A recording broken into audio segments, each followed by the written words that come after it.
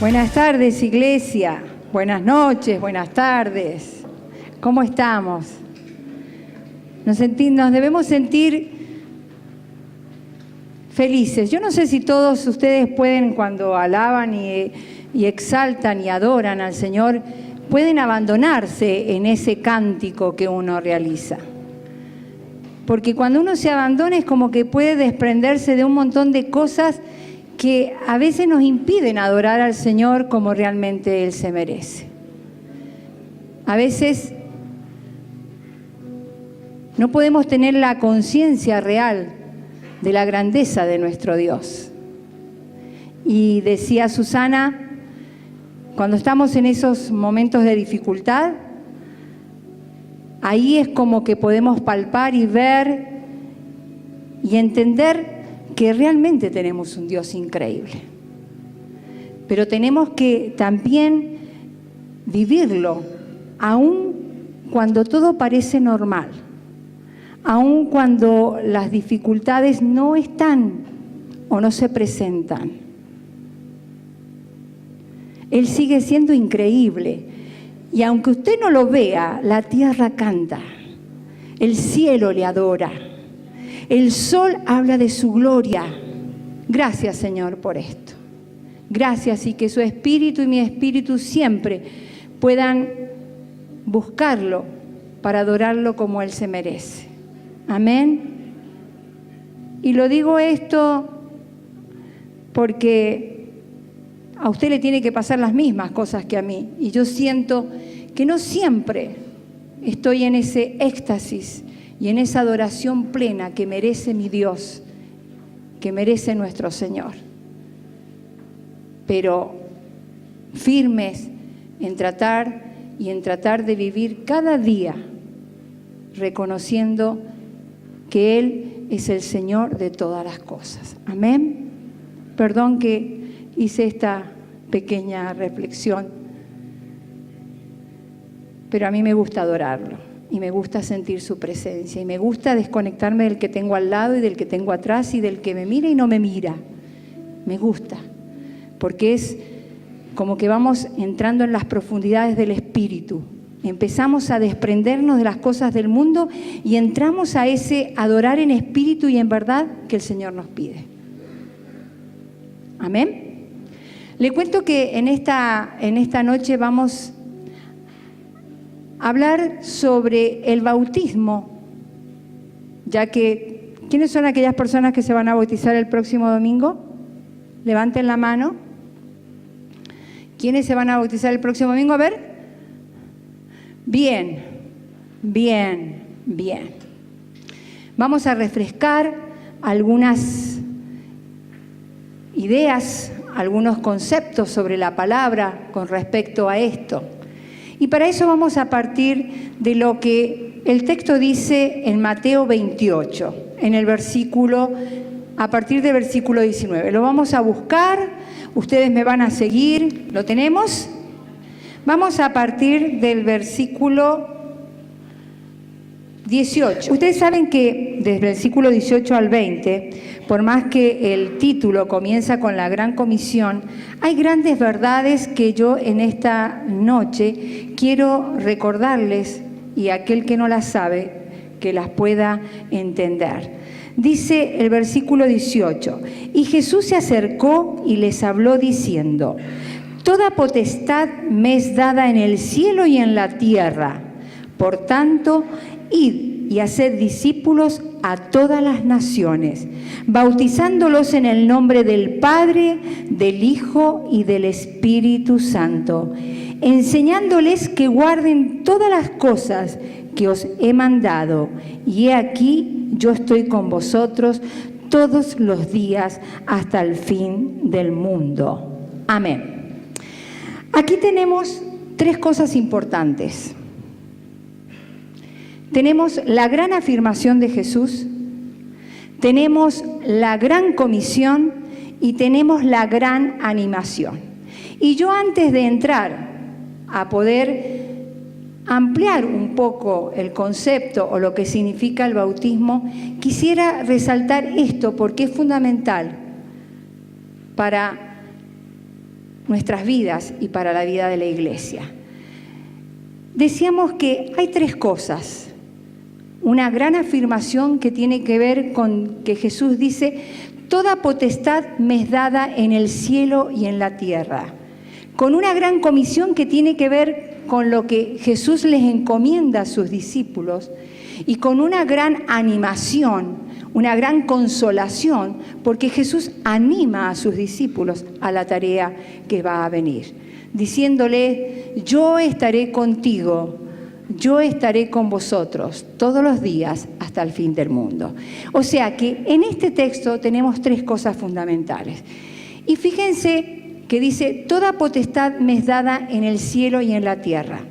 Tenemos, y acá vemos, porque esto está escrito después de la resurrección de Cristo, de Jesucristo, vemos que en un primer momento teníamos a Jesús como en una condición de siervo, en un estado de humillación, porque como dice la palabra en Filipenses, despojando de sí mismo tomó la forma de siervo. Pero después de la resurrección, después de haber resucitado, después de haber regresado al cielo, después de volver a tener la gloria, como decía en Juan 17 Jesús cuando oraba y le decía: Padre, quiero estar en la gloria que tuve contigo. Esa gloria que tuve, Jesús dice así: Padre, glorifícame tú contigo, con esa gloria que tuve antes de que el mundo fuese.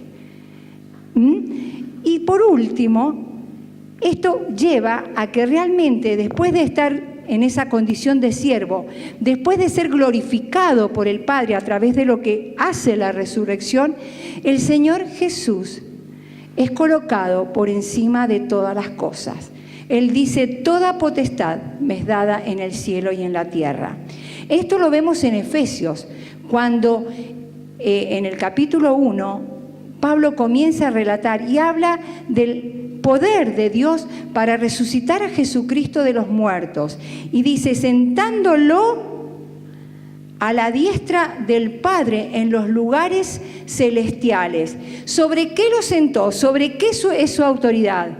Sobre todo principado y sobre toda autoridad, sobre todo poderío y sobre todo señorío, sobre todo nombre que se nombra en este siglo y en el venidero. Todas las cosas las sometió bajo sus pies, dice la palabra. Por lo tanto, y dice: y lo puso por cabeza de todas las cosas a la iglesia, la cual es la plenitud de aquel que todo lo llena en todo. Eso está en el capítulo 1, en Efesios, a partir del versículo 20. Es decir, que tenemos aquí, en este momento, cuando Jesús está diciendo: toda potestad me es dada en el cielo y en la tierra, tiene que ver con que de esa condición de siervo, porque fue semejante a los hombres mientras caminó por la tierra, después de la resurrección, vuelto a su gloria, Él es colocado sobre todas las cosas. Su poder es sobre todas las cosas. Y esto es fundamental que lo entendamos. ¿Saben por qué? Porque es la garantía y la seguridad, el fundamento de que los discípulos pudieran llevar a cabo la tarea de ir a las naciones. Es fundamental porque esto hace que con nosotros como iglesia podamos predicar un mensaje de salvación de poder. ¿Amén? Es decir que este poder es el poder del cual tantas veces nosotros proclamamos y decimos, pero que debemos tenerlo porque llega a nosotros y a nuestra vida a través del Espíritu Santo. El mismo Espíritu que resucitó a Jesucristo de los muertos es el mismo Espíritu que nos va a resucitar a cada uno de nosotros. Por otro lado, habla y le dice a sus discípulos que tienen que ir a la gran comisión. ¿Cuál era la gran comisión? Todas la sabemos, por eso vamos a recordar cuál era la gran comisión. Ir y predicar a todo el mundo. Las naciones no iban a venir a los discípulos, como no van a venir hacia nosotros. Somos nosotros los encargados de ir y llevar el mensaje de salvación. El mensaje de salvación, ¿en qué consiste? En traer al pueblo al arrepentimiento. Y no solo traerlo al pueblo al arrepentimiento, sino también al conocimiento de Jesús, el prometido Salvador. Después le dice a los discípulos otra tarea. ¿Cuál era la otra tarea? Aquellos que creyeran en Jesús, mediante la fe, debían ser, ustedes lo saben, ayúdenme, debían ser bautizados en el nombre del Padre, del Hijo y del Espíritu Santo. Es decir, que Jesús instituyó el bautismo. Y lo instituyó como un mandamiento y como algo obligatorio para que se siguiesen haciendo a lo largo de las generaciones. Todos aquellos que creerían en Él mediante la fe debían ser bautizados. Amén. Es decir, que es una ordenanza. Y por otro lado, también la Gran Comisión tenía que ver con que aquellos que eran llamados al ministerio de la palabra no solamente tenían que enseñar todas las cosas referidas a la palabra, sino también debían enseñar los misterios, los privilegios, los beneficios y los deberes que iban a tener a través de este nuevo pacto. Amén. Entonces, lo último, el Señor los anima y les dice: yo estoy aquí, yo, el que establece este mandamiento, el que tiene la autoridad para dar este mandamiento de que vayan y hagan tal cosa, yo voy a estar con vosotros todos los días hasta el fin del mundo. 3 cosas importantes en estos versículos. La gran afirmación de quién es Él, soberano sobre todas las cosas, que está sentado en el cielo, que está sentado a la diestra del Padre en los lugares celestiales, que sometió todas las cosas bajo sus pies, que tiene poder sobre todo lo creado, no solamente sobre la naturaleza, su creación, sino que tiene poder sobre nuestras vidas. La gran comisión, ese poder que Él tiene y que obtuvo y por el cual fue glorificado a través de su Padre, es el poder que nos deja para que nosotros como iglesia podemos llevar la palabra de Dios y el mensaje de salvación a todo el mundo. Es ese poder. Sin ese poder no seríamos capaces de hacerlo. Y por último, nos anima y les dice a los discípulos como a nosotros que es a través de esa autoridad y de ese poder que tiene, que Él nos anima, y voy a agregar no lo que está aquí, que no desfallezcamos, que no perezcamos, que no bajemos la guardia, que no decaigamos en nuestras esperanzas, porque Él va a estar con nosotros todos los días hasta el fin del mundo. Amén. Dígame que lo sabía, solamente lo estamos recordando, ¿verdad? Bien. Ahora, la palabra bautismo viene del griego baptiza, que significa sumergir, que significa bañarse. Esta palabra se utilizaba en aquella época para describir la inmersión total de una tela sobre tinta. Acá tiene la connotación del bautismo de la inmersión total. ¿Por qué? Es importante la inmersión total. Es importante que nosotros nos sumerjamos debajo del agua, ¿verdad? Juan el Bautista lo hacía y lo hacía en el río Enón porque era un lugar y era un río de muchas aguas que permitía que aquellos que se bautizaran pudieran estar totalmente sumergidos bajo las aguas. También es el bautismo reemplaza a la circuncisión. Esto lo podemos ver en Colosenses 2, desde el versículo 11 al 12, no lo voy a leer, pero lo digo para el que lo quiera leer. reemplaza a la circuncisión. ¿Por qué? Porque la circuncisión en el tiempo, en la antigüedad, era una señal de que pertenecían al pueblo de Dios. El bautismo es una señal, es un símbolo de que nosotros pertenecemos al nuevo pacto. ¿Cuál es el nuevo pacto? El que Jesús estableció a través de su muerte, a través de su obra de redención, a través de su obra de reconciliación. Por eso es que Él declara en Mateo estas palabras tan importantes, como el poder, como la gran comisión y como la presencia de Él por todos los siglos.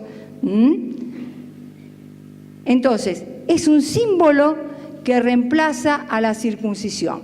Yo le digo que, amén, de que este puede ser un tema muy de estudio, de escuela, estuve leyendo bastante material, ¿no? Y salen muchas cosas, pero en esto todos los autores coinciden en la importancia de ser sumergidos, de estar bajo las aguas. Bien, ahora, ¿cuáles son las razones por las cuales un creyente debe bautizarse? Primero, es un mandamiento de Jesús, porque lo dice acá. Deben ir y bautizarlos. O sea, que, más adelante lo vamos a ver, que la conversión tiene que estar acompañada. O sea, ¿qué es lo que era la conversión? Me voy a adelantar. La conversión era dar vuelta a la espalda al mundo y seguir a Cristo, ¿verdad? Entonces, como un paso a seguir de haber convertido, de haber hecho esta profesión de fe, de haber declarado que el Señor es mi Señor y mi Salvador, es un paso a seguir el bautismo. No solamente porque es un mandamiento, sino porque a través del bautismo yo me identifico con su muerte, con su sepultura y con su resurrección. ¿Amén? ¿Me van siguiendo? Bien. Entonces, es un mandamiento de Jesús.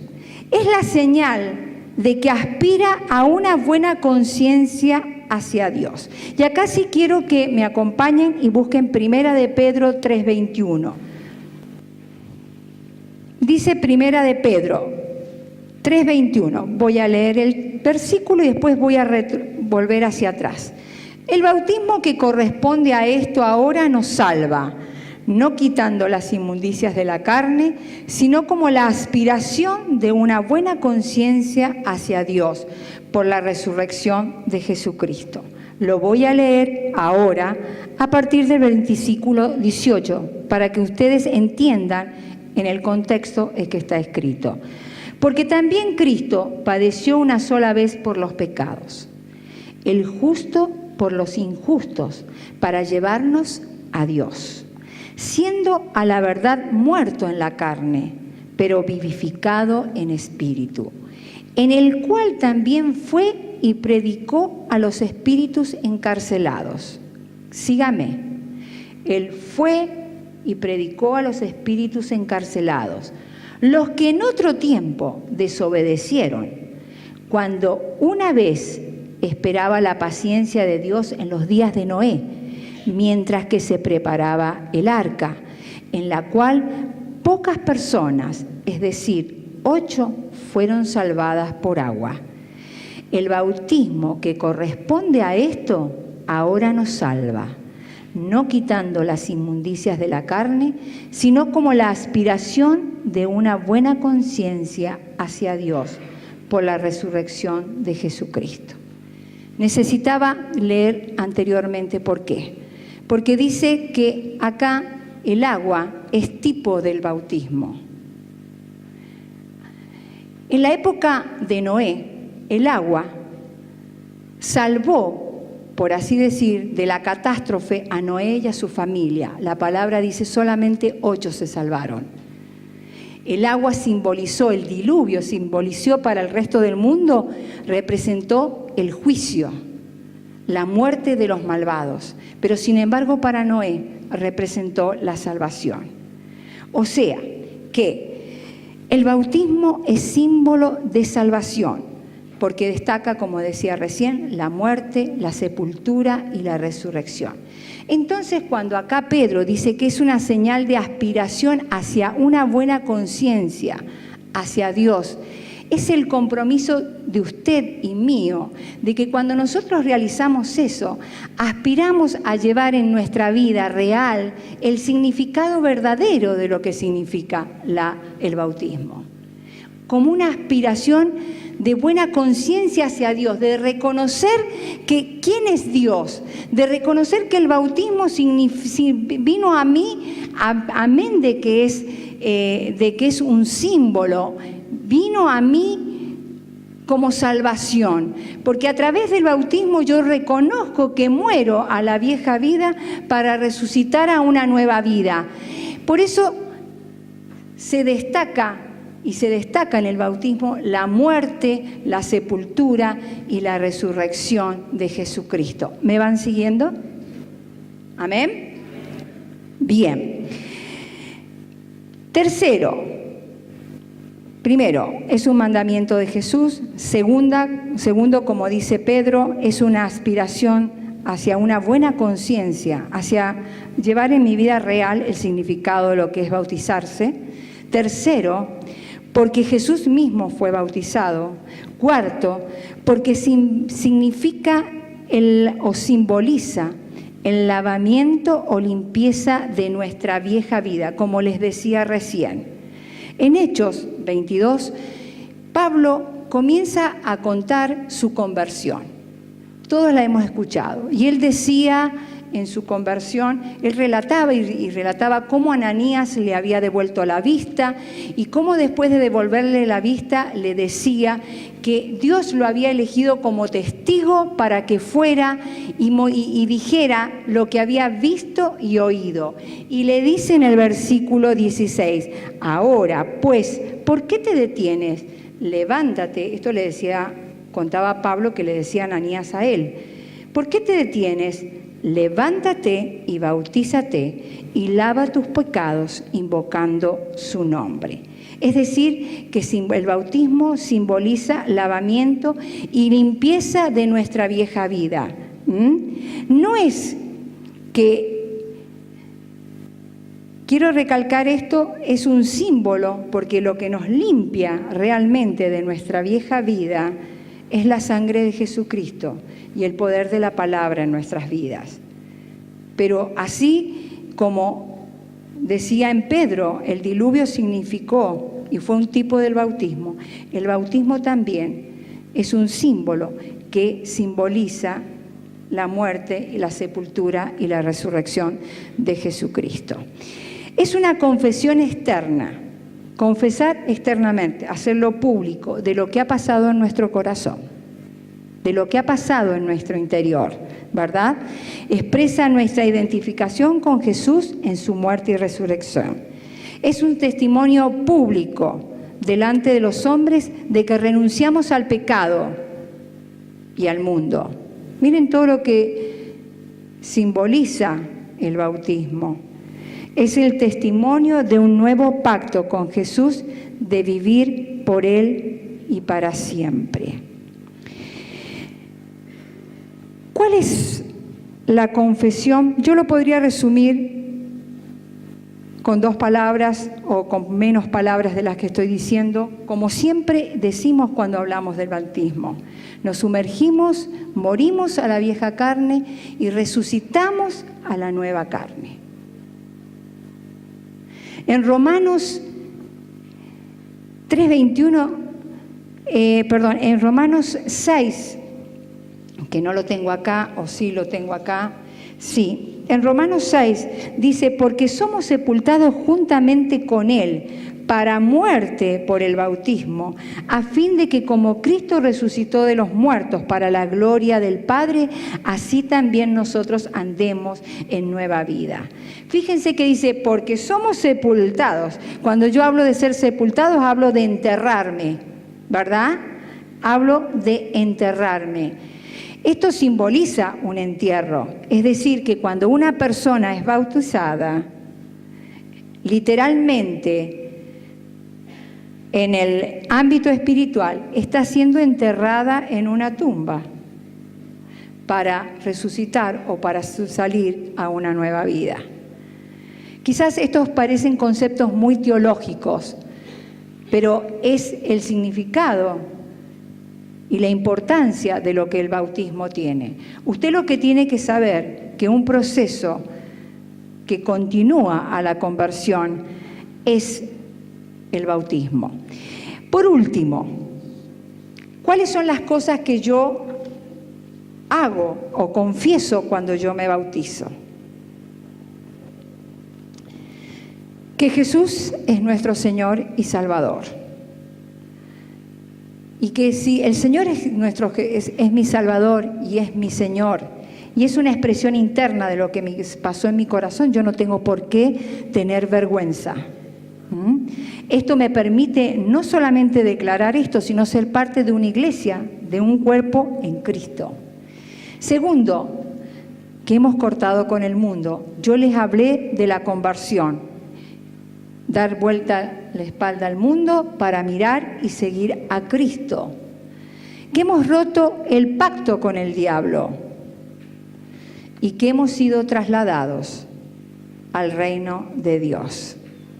Y yo enseguida voy a contar una ilustración que habla muy bien de esto. Y por último, que nos identificamos públicamente ante el mundo con la muerte, el entierro y la resurrección de Jesús. Es decir, que aunque es un ritual, podemos decir, aunque es un símbolo, aunque es una señal, es de gran importancia para la vida de la Iglesia. Es una ordenanza que el Señor nos ha dado, que tiene gran trascendencia en el mundo espiritual,